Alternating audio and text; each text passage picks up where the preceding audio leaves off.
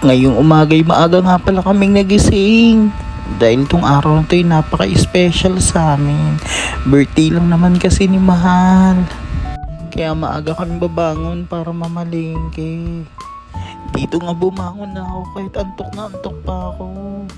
Kasi pupunta kami ngayon ng ATM machine para mag-withdraw. At pagbaba ko nga, ito na nga ang mga bumungad sa akin. Ang dami na pala naming pusa. Last week kasi nung uwi ko dito, buntis pa yung mga pusa namin.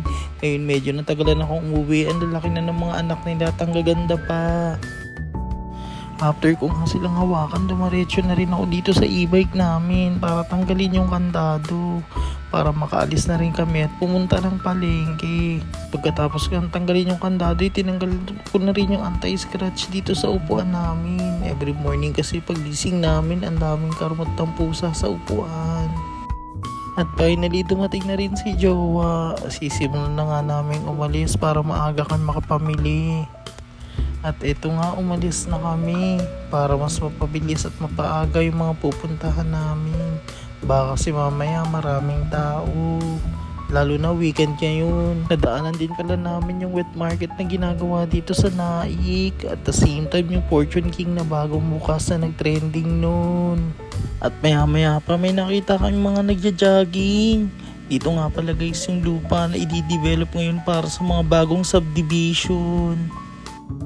Bagay na bagay talaga tong lugar namin, lalo na pag nagkakaedad ka na.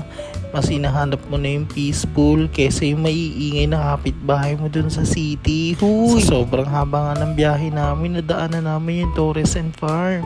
Ito pala yung nagtitrending dito sa Naik na pasyalan nila. Sobrang ganda din pala dyan. Parang ako, huy! And finally, nakarating na rin kami dito sa may 7-Eleven. Medyo malayo nga sa amin to. Dito lang din kasi merong may malapit na ATM machine. Lalo na palaging offline yung ATM dun sa Walter Mart. Uy! After nga namin mag-withdraw, ito't pumiyahin na naman kami. Papunta naman kami sa Walter Mart Naik at bibili kami ng pizza sa SNR. Maya pa nakita ko na rin yung malaking dilaw. Huy! Joke! Walter Mart pala yan dito sa Naik. Isa rin tong bagong gawa last year. Kabubukas lang din. Try nyo pumunta dito. Napaka good vibes dito mga peps. Sobrang province life. At nandito na nga kami agad sa SNR New York Style. Dito pala kami bibili ng pizza guys. At ilang minuto lang na serve na agad yung in-order namin. Napakabilis lang dahil kami ang first customer ni ate. At maya pala'y dumaan din kami ng simbahan. Nais namin magpasalamat dahil may bagong dagdag na naman sa edad ni Mahal. Napaka-importante kasi sa amin ito. Napakabuti kasi ni Lord. Ang daming blessing na binibigay sa amin kaya hindi pwedeng makalimot. Huy! At dito nga nag-request si Mahal na videoan ko daw siya. Ayan, nag-post pa. After nga pala namin magsimba, dumaretso na kami mamili dito sa palengke para sa mga lulutuin namin. At kitang kita sa mukha niya nga na masaya siya ngayon kasi nga ngayong araw yung birthday niya. Pagdating pala namin, nakita ko agad si tita na gumagawa na ng sushi at ng tuna bread. Nakapagluto na rin pala ako ng mga spaghetti dito mga peps. Hindi ko na na-videohan dahil nagmamadali na kami.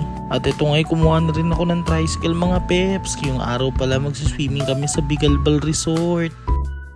At ito na nga, nakasakay na nga kami sa tricycle at paalis na kami mga peps. Si Jowa pala naka-e-bike dyan kasi hindi na kami kasya sa loob.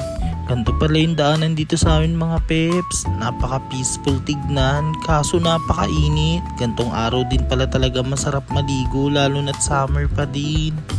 Maya pa nga nakarating na rin kami agad dito sa resort. Malapit lang pala sa amin to mga peps kaya mabilis lang yung biyahe. Excited na nga kami maligo kasi mainit. Ito pala yung itsura ng swimming pool ng mga peps. Wala rin masyadong maliligo at malinis yung swimming pool kaya hindi nakakahiya maligo mga peps. At maya pa nga hinanda na rin namin yung mga pagkain na kakainin namin sa araw ng birthday ni Mahal. Dahil special yung araw niya, dapat special din yung kakainin namin. At ito na nga si ako guys, hindi na nagpahuli kahit may init. Hala, sige lang oy. Uy! Butanding yarn. Maya pa nga nagiya si Jowa pumunta ng Dali. Naumay daw siya sa mga kinain namin kaya nagiyang bumili ng chichirya.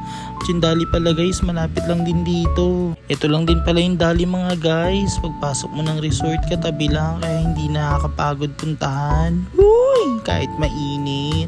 At ito nga pala yung binili namin. Hindi ko na na-videohan yung pagkain sa loob ng Dali, nakakahiya. Syempre, dahil madami ako nakain, iminom muna tayo ng Super Delight. At dahil napagod na nga kami kakalangoy, nagpahinga na kami mga peps. At yun lang, maraming salamat. Sana lagi nyo kami suportahan. Bye!